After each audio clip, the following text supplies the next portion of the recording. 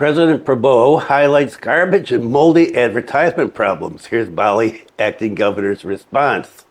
And here's an interesting one that is all over social media.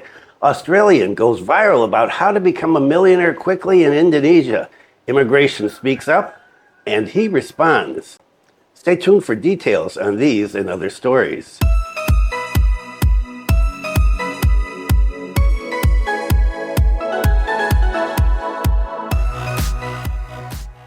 Selamat pagi. Welcome to the latest news from Bali and Indonesia. This is December 21st, 2024, and my name is Bruce. And what is the weather like today? Right, got to talk about the weather now.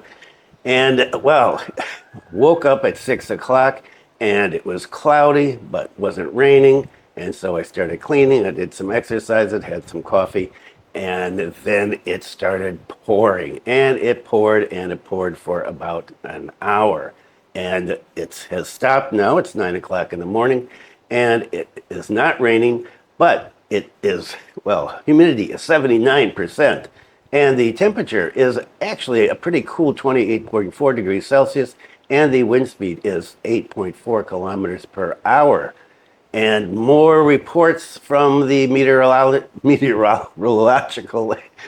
agency saying they need to be aware of the extreme weather. Okay, this is the last video I'm going to do for a couple of days anyway.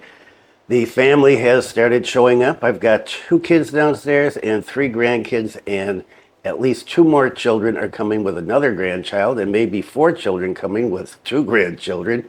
And so it is going to be busy. Okay, so let's get into it. President Prabowo highlights garbage and moldy advertisement problems. Here's Bali acting governor's response. Yes, the president has gotten involved in this. President Prabowo warned acting governor of Bali, Mahendra Jaya, about waste management. The palace highlighted the mountains of waste at the final processing site. The Indonesian Minister of Environment, head of the Indonesian Environmental Control Agency, wrote to the acting governor of Bali, as well as to regions' mayors regarding the improvement of the final processing site, called TPA. Therefore, Mahendra Jaya invites stakeholders in Regency cities throughout Bali to jointly pay attention to cleanliness and beauty factors through waste management and the arrangement of billboards, banners, and advertisements in their respective area. This was conveyed by the acting governor in a coordinating meeting regarding the TPA improvement plan and the placement and arrangement of billboards, banners, and advertisements in Bali province, which took place the other day. It was explained that there were 2 problems that came to the attention and direction of the president. Following up on the president's direction, we in the regions must pay attention to cleanliness and beauty factors, especially in the tourism areas. What about all of Bali? The conditions are still below expectations, where existing advertisements, billboards, and banners still look disturbing to the aesthetics and beauty, said the acting governor. In addition, the president also advised to always maintain and provide space for the nation's culture by granting broader permits to buildings that reflect the nation's culture. This is a direct instruction from the president, the acting governor said. He further conveyed to be serious about waste management, handling from upstream to downstream, starting from the phase before the product that has the potential to become waste is produced until the product has become waste. Therefore, segregated waste management must immediately be encouraged and implemented properly. In fact, the Suwung TPA should have been closed. Should have been the key words there. The proceeds from the tourism levy, will be used to preserve Bali's nature and culture, including for waste management in all Regency cities throughout Indonesia. That's where your tourist tax money is supposed to go. Therefore, it needs to be supported by an integrated waste management system between the province and the district city. I wonder what happened to the incinerator the Chinese were going to build. The coordination meeting was attended by a bunch of top guys in Bali. And, well, what's going to happen there? Who knows? Will something be done about waste? Lots of talk, little action. And in terms of sorting waste, right, there's been talk about you're supposed to do that at home, but still facilities are not around, and waste management, well, maybe someday. But interesting that he remarked on the tourist money, the tourist tax money, because that was supposed to be used for all this. And as I talked about the other day, there's what, 300 billion rupees hanging around, I guess, that has not been used yet. I wonder when they're going to use it and who is making those decisions. Maybe Bob Coaster when he takes over as governor again. So the president is weighing in on this stuff now. Wow. And here is something that has gone viral and has caused a lot of commotion. And I just saw a response from the person involved in this, the Australian that has been the focus of this controversy. And so we'll cover all of that right now. Australian goes viral about how to become millionaire quickly in Indonesia. It's actually in Bali. Immigration speaks up and he responds. And that response came this morning. I just saw it this morning. It wasn't up last night. And remember, I've said before, if you go viral, there is going to be a response from the authorities. The Director General of Immigration has banned the man from Australia who went viral because of his video content about how to quickly become a millionaire in Indonesia. One of his videos was titled, "How I Make Millions," in bold, in caps, of dollars in Bali. You make a video like that, people are going to pay attention. And right now it has 101,000 views. But it was put up 5 months ago. And another one that he did, buying land as a multimillionaire in Bali. And this guy likes to do videos about how he's a multimillionaire and he travels around the world in private jets and things. And so if you like those kind of videos, well, you can always find his channel. So first we're going to talk about the story that came out originally, and there were a number of versions of this all over the Indonesian press, and then about the response, his response, actually his lawyer's response. In the video, JP, that's his initials of his name, claims to own 1.1 hectares of land in a restaurant called Penny Lane in Canggu. Through the video, JP portrays himself as a successful entrepreneur thanks to property investments in Indonesia.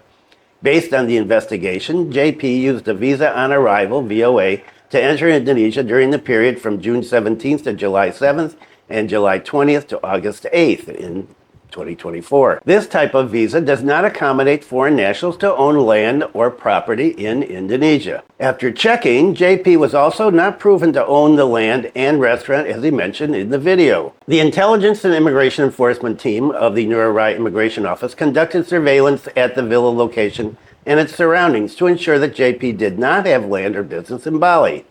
Content created by JP has the potential to damage Indonesia's image as an investment destination. This kind of content can create negative perceptions among foreign investors. Investors will think twice about investing in Indonesia if there's a lot of inaccurate information circulating, said the acting Director General of Immigration. On this basis, JP was included in the Director General of Immigration's blacklist. As of November 21st, JP will no longer be able to enter Indonesia, he said.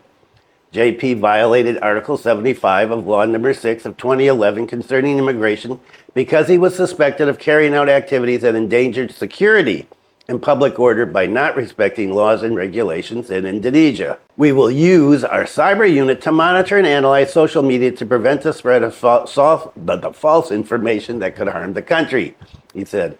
In addition, he appealed to the public to report any suspicious or illegal activities carried out by foreign nationals around them. We hope this case can be a warning to other foreign citizens to always obey the regulations in force in Indonesia. And now the response from the lawyer. After going viral, Australian businessman and public figure Julian Petroulas, through his attorney Indra Triantoro from Bali Best Law Office, responded to the recent media reports questioning his activities in Bali as well as correcting misunderstandings regarding his land ownership and visa status.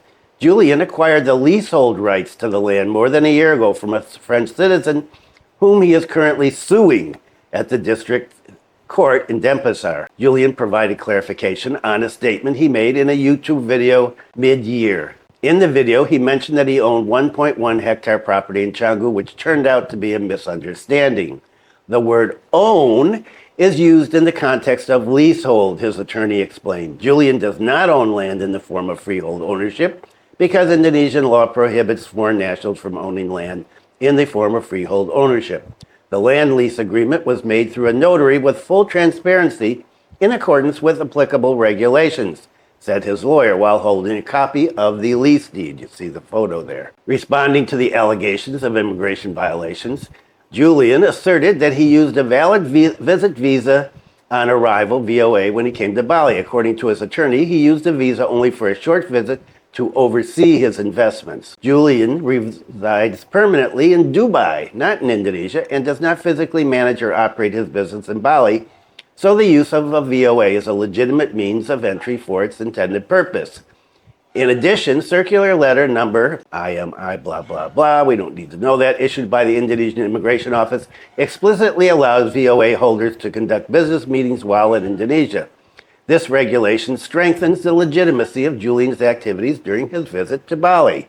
Julian is currently suing the individual who leased the land to him. The lawsuit followed in the Denpasar District Court includes allegations of breach of contract and ethical violations in the transaction. Since the lawsuit was filed, several negative media articles targeting Julian have emerged, a lot of negative articles. His legal team suspects the publications are part of a revenge-based smear campaign. We find the timing of these articles suspicious, and we suspect that the aim is to damage Julian's reputation during this ongoing legal battle. In addition to filing a lawsuit, Julian's legal team also find evidence of alleged tax evasion by his opponent. This allegation will be reported to the regional tax office for further investigation. Wow, sounds like a mess. Julian reaffirmed his commitment to conducting business ethically and in accordance with applicable laws in Indonesia.